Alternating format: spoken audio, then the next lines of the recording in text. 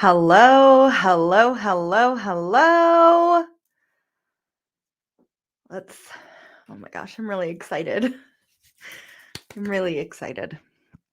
So, everyone, I'm going to wait, let the algorithm do what the algorithm does, and let everyone who would like to join to head on over. While you're waiting, regardless if you're joining me live or watching the replay, let me know in the comments below what you are sipping on today. I am drinking some green tea with peppermint and honey. It seems to be my herbal tea of choice lately. So let me know what you're sipping on down below in the comments. I cannot wait to begin this new series. This is something that has been literally just coming up, birthing from the ethers, from my womb space for quite a while. And Scorpio season just seemed like the right time to really dive in and commit to this project. So, yeah, I'm so excited. I cannot wait. All right, everyone, as people start to trickle in, sit and sip a while. I'm Karina Osborne, and welcome back to the Witches Inn. If you are new here, thank you so much for joining me for the first time. And if you are a generational witch here at the Witches Inn, as always, thank you so much for joining me and sharing in this beautiful space that we are cultivating and growing together. Of course, a little selfless plug here. If you are watching me on Instagram, make sure to like and subscribe, hit that little bell so that you get notified when new videos become released. I will be releasing some general readings for the lunar eclipse happening on November 19th, tomorrow or Monday. So, and they are to the elemental signs. So you're not going to want to miss that. You're not going to want to miss these amazing chats that are going to be held every 13th of the month, talking about a new witch in history. And yeah, just like other general knowledge and card pulls that I do on Thursday. So let's see here. I see a few comments coming in. Sarah, hi, Sarah. I'm so excited for today too. I can't wait. It really this has been so long in the making. And this week I didn't even write a banner for it. Let me write a banner real quick. This new series is called Who's That Witch? Who's That Witch? uh yeah, Who's That Witch? Um I realized that as I have been diving into my own witchy path over the last couple years, I guess really decades, because this is something I wanted to do since I was a really young girl. Um the I was extremely influenced by women or witches in history that kind of stood out against the crowd, right? When I was younger, that might have looked like television shows, pop culture, pop media, that all kind of brought me back in. Like Bewitched, I loved the original Bewitched, Sabrina the Teenage Witch, the movie, and then the TV show, as well as villains in Disney movies, really just intrigued me that they had Ursula and Maleficent, how they just had this innate power over nature, over energy. Um, and as I started to develop my own craft, as I started to really step into who and how I wanted to craft my witchiness, it was me pulling from these different aspects, really seeing that lineage of like where who are these characters based off of? Where is this knowledge coming from? And why is it so prominent in history, right? Like we went through a whole trial of witches from the 13th century right up to the last person who is on record for being prosecuted and murdered for witchcraft was in 2019. So why is it that we still are so intrigued and so pulled into this innate nature? And so, hi, Bonnie. Thank you so much for joining me. I wanted to start diving into that. I wanted to start unpacking some of this lineage of witchcraft. I wanted to pay homage to the witches in history that, regardless if they were persecuted or not, for what we have today, it was because of their sacrifices. It was because of their journey that we're here. So today, who's the witch that we are talking about is Pamela Coleman Smith. And you might know them from our Rider Waite Smith deck, right? This good old deck, this old faithful here, nice little just kind of playing card design. If you a lot of people started, this is their very first deck, is that Rider Waite Smith. It was published in the early 1900s. I believe it was 1909 that it was published. I do have it written down here, I'm pretty sure. Let's see. I have it written down somewhere. We'll get to it. But 1909, I'm pretty sure. And yeah, so this is what influences all of our modern tarot decks to date. Now, of course, this is not the original. This is not the OG. And we're going to get into that a little bit today. But basically, I wanted to talk about tarot because it's my main form of divination. I love working with tarot.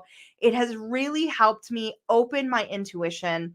And I found that as I was taking my original tarot course to learn how to read more intuitively, by my amazing teacher, Sue Winning, over in the Niagara region. So if you don't know her, if you are into in-person classes in the Niagara region, please check her out. She is simply amazing. She really opened the door to tarot for me.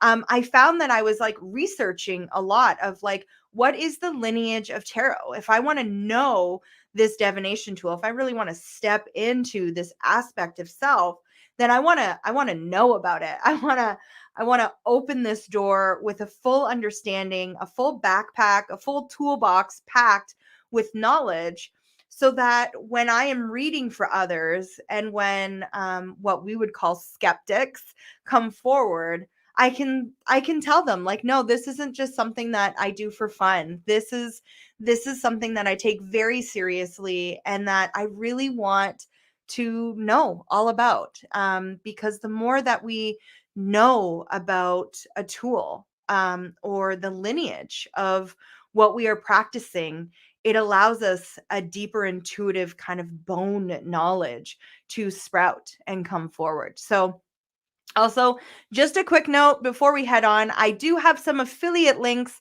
linked up in the description. If you do buy from those links, I will be getting a bit of a commission kickback. So I just want you all to know that, and they are there. But let's get into it. So, secret societies, the devil, and tarot myths. What they all have in common is that tarot actually began as a parlor game, and they were all tied in very closely to artwork.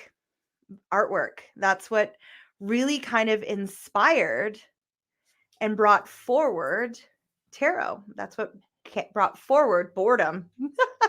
Boredom is what really started this movement. And so tarot parlor games with regular playing cards was started back in the 13th century, going way, way, way, way, way, way back. All right. And the phenomena of cards actually spread very, very quickly across Europe and across some states in Australia and Asia. Okay. Um, and within this, eventually, very quickly, as quickly as it spread, it started to be banned in a lot of cities, in a lot of different countries across these continents. Why? Because it was associated with the devil. And this is where this kind of witchy lure starts to come in. Because why are so many persecuted for witchcraft? Because it is associated with the devil. It is associated with stepping outside of societal norms. And what was happening is that the people that were playing these parlor games were gambling. They were gambling so much that they couldn't afford their lifestyles anymore. They couldn't support their families. And so families were ending out on the streets. And so the church and the city officials all decided that uh, card playing games, parlor games, were considered the work of the devil. And I believe you can actually read some of that within the Bible, which is interesting because the Bible was written, of course, after Jesus. However, cards weren't around when Jesus was around. So, anyways, the original cards did not have queens. Why? Because queens weren't really a thing. It was the lineage of the monarchy was passed through kings, right? The queen had the heir, but it was the king's blood that mattered. So we only had 13 pip cards in the original deck. Okay, so pip cards are that ace to the king. And uh, the queen was eventually brought in around the 15th century when queens kind of started to become a thing in real life, where we were allowed to hold the reins of a country. And of course, that kind of started spreading out a lot more. It really started kind of in Egypt and then began to spread out into European countries. Okay. So during the 15th century, trump cards, or as we know them now, as the major arcana, was brought in. So we then went from 52 playing cards or pip cards to trump cards and pip cards. And parlor games were created and made from these games. At this point in time, people were not using these cards as a form of divination. They were simply just fun parlor games that we got to tell stories of and create and pass time together in a meaningful way if you weren't gambling your life away. Okay. Now, within this, the trump cards were artistic depictions of different Roman gods and four types of birds, which you will see in the Rider Waite deck. This is a piece of history that Pamela Coleman Smith decided to keep in order to craft what we know now with the full 78 cards. Okay. So, a myth that is often associated with tarot comes from this early 15th century depiction within these cards. So tarot we didn't have printing presses, right? We didn't have, well, actually, I don't know. I don't know when the printing press was made. However, we didn't have, cards were done through artwork. So we needed, if we wanted a deck, a full 78 card deck, we needed to commission that out to a local artist, or a famous artist to make the deck for us.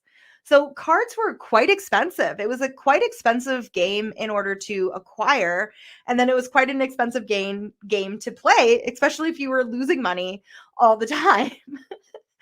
So this myth, which I believe comes from where you should only inherit cards and you should not be buying your own cards. This is where I believe this originated, because it is a form of gatekeeping. If you could have tarot, if you could have these parlor games, then you were ranked higher in society. If you had money to gamble, you were ranked higher in society. If you could go to a place that had these cards in hand, then that establishment was, you owned property. And so, of course, as a form of gatekeeping, we would want to make sure that these goods that we paid for and commissioned from a lot of money were passed down through our generational line in order to keep that wealth, to keep that knowledge within us, within our family line. So by the 17th century, tarot was starting to be used primarily for divination. The parlor tricks started to be set aside, and tarot began to really take form within this occult and divination stream. So it started as cartomancy. I always say it wrong. I'm sorry. But basically, using cards, regular playing cards, in order to determine someone's fate or destiny. And of course, our trump cards, now known as the major arcana, were kind of used to accent what would happen in this person's life. So the very first deck was printed in 1789, and it was the entire 78 card deck that we know and love today. And this did split the deck into two forms. We had the major arcana, which is those trump cards that fool all the way to the world. And then we had those pip cards of four suits, ace, all the way up to king. And why is it important to know that? Well, it's important because you don't need a full deck in order to read tarot. If you would like to just read major life events for people, you can simply use the trump cards or the major arcana. If you would like to read kind of these sub stories of people, you can use those pip cards, that ace through king within those four suits. You don't have to have the entire thing. So it's important to know the history so that you're understanding when you're reading for someone what is coming up and kind of its own lineage, right? Its own artistry that's coming behind it. All right. So let's fast forward into the 19th century now, in the 20th century, when Pamela Coleman Smith was born, and the birth of what we now know as the modern Rider Waite Smith deck that so many decks since have been modeled after. So, although Pamela Coleman Smith took inspiration from past imagery, she added and substituted a lot of that Roman gods in for the Christian religion. Okay. So, things like the Pope were taken out and instead replaced with the Hierophant. The lovers, which depicted at one point just males and females indulging in uh, life's pleasures, was then changed over to the depiction of Adam and Eve standing in the Garden of Eden. So it's important to know this, especially if you're reading and all of a sudden your intuition is starting to show you something that might be different on the card. The more history we know, the easier it is to trust our intuition and what's coming forward. So of course, this sit and sip a while, this Who's That Witch, is all about Pamela Coleman Smith and the act of creating, of birthing what we now know as the Rider Waite Smith deck. So Pamela Coleman Smith was born February 16th, 1878. An amazing Aquarius, of course. It would take an Aquarius to really birth this new idea of tarot into being. And she was born in London, England. She lived in Jamaica and Brooklyn, and went to Pratt Institute for Art. She is a certified artist.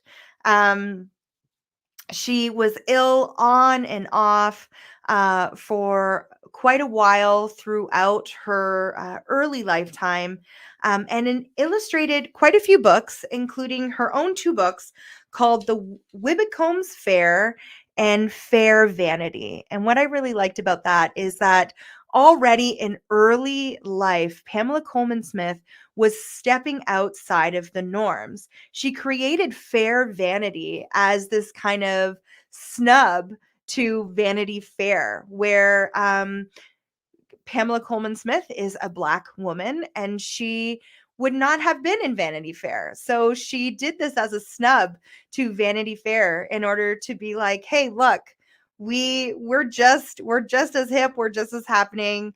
We're just as relevant as any white woman out in society.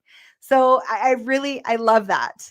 By the age of 21, she was orphaned after her father had passed away. So Pamela Coleman Smith did lose both parents by the time she was 21 and really had to learn how to fend for herself.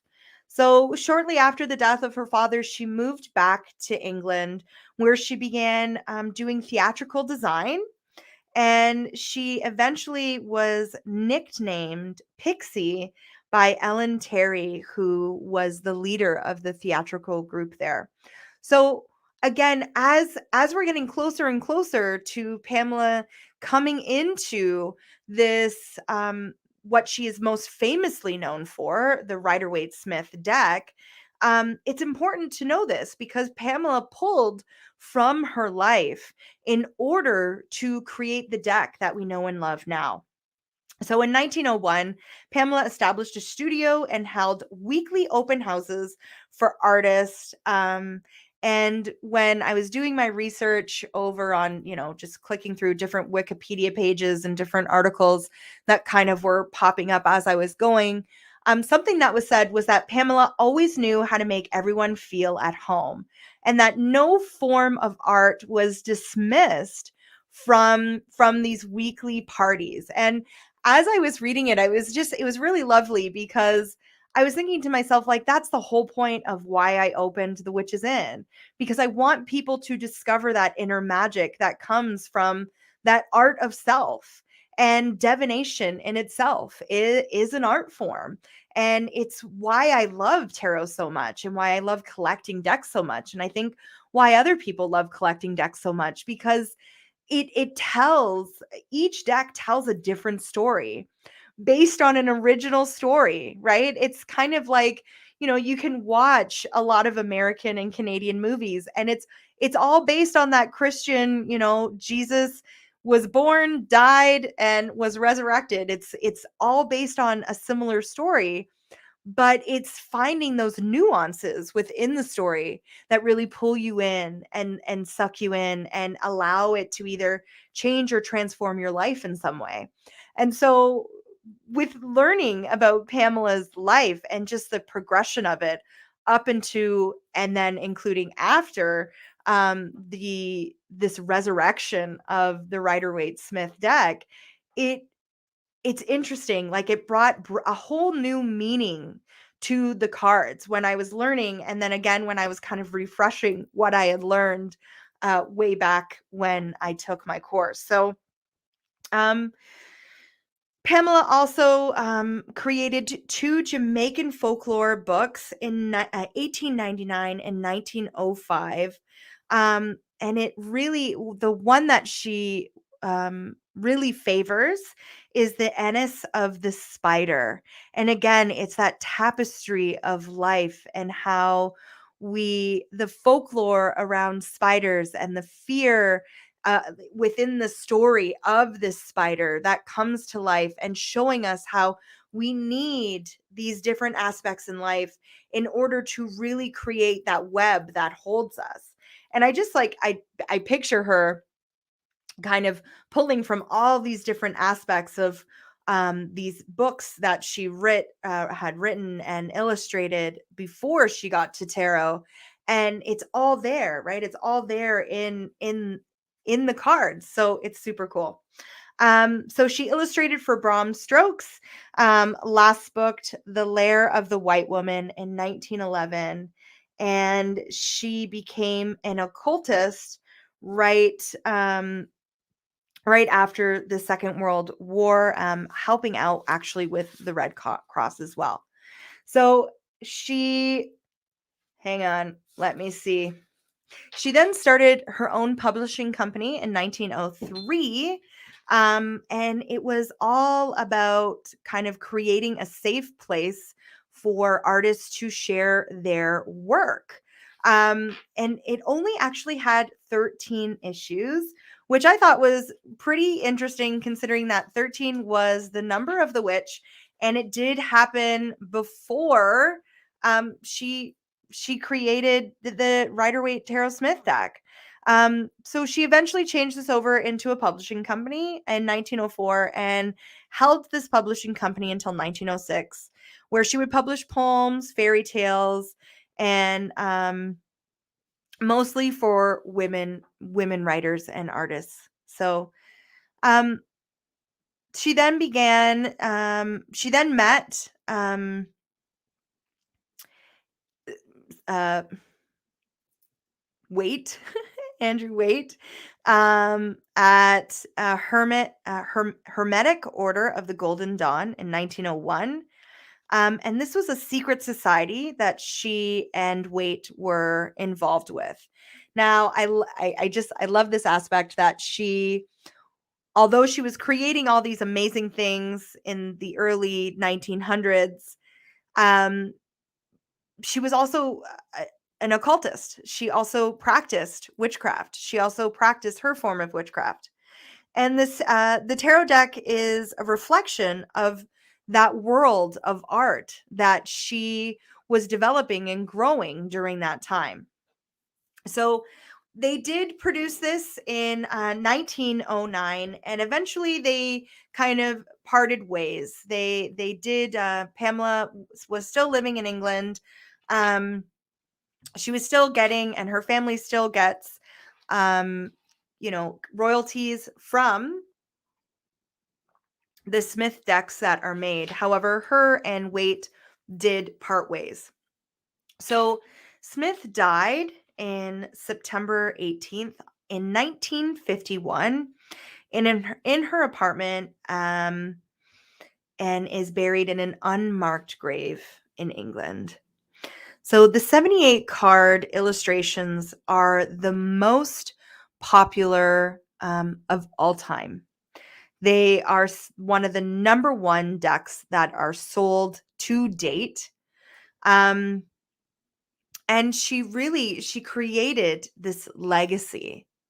And I wanted to bring forth her life outside of the Rider Waite Smith deck, as well as give that history, because every time we use this, we're also using part of her and Waite's energy in order to create the story, in order to tap into our intuition, and in order to really use this divination tool in its full magnitude and glory.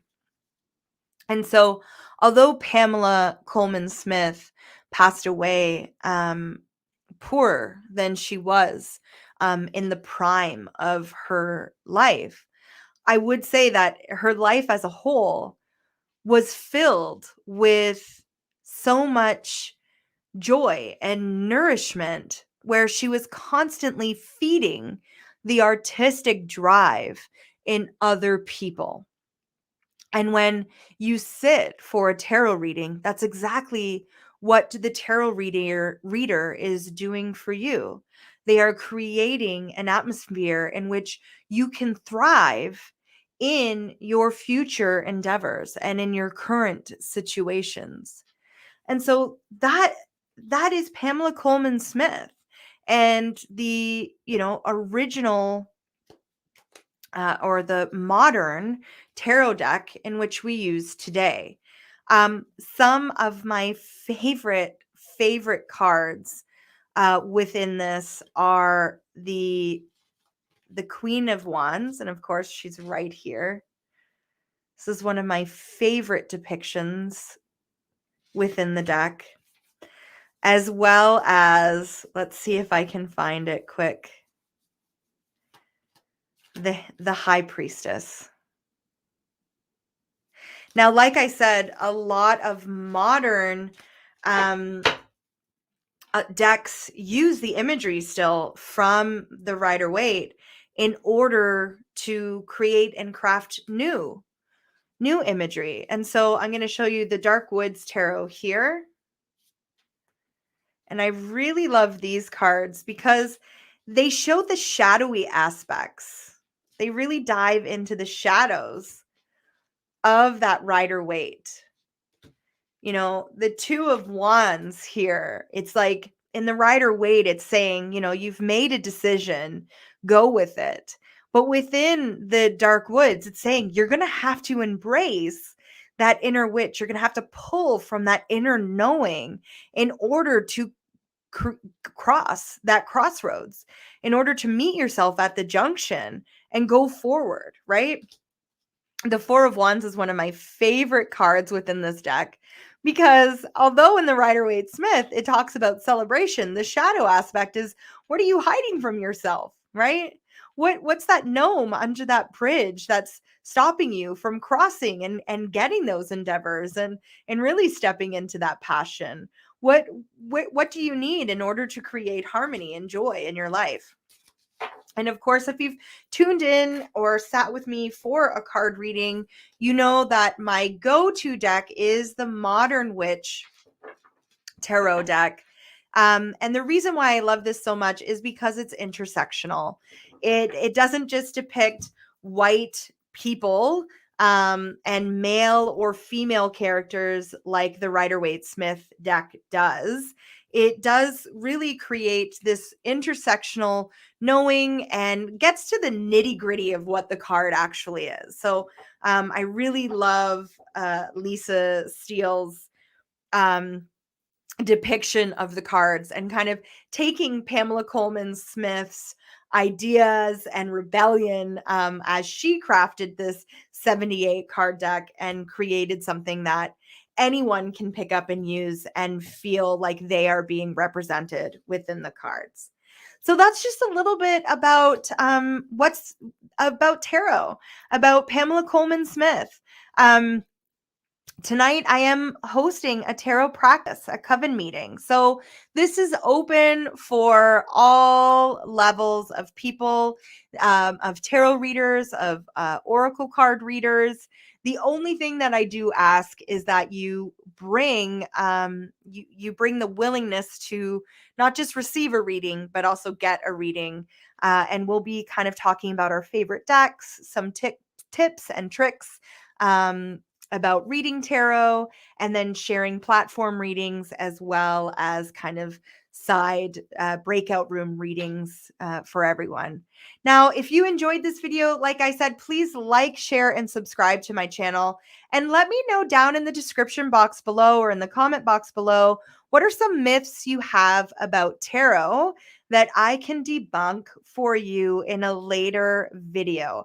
As well, if you have other questions about divination tools, witchcraft, shadow work, tarot, anything, right? Any certain witch in history that you would like to hear about or have explained to you, please let me know in the comment box below. I really would like to step into this a lot more of this educational kind of resource so that you have the ability to really decide, is this a tool? Is this a lane that I want to pick?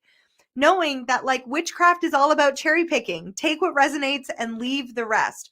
Why? Because this is a very soul-centered, self-centered practice that should ignite you in a way that makes you feel safe, seen, and heard, and honoring the boundaries in which you have set for yourself.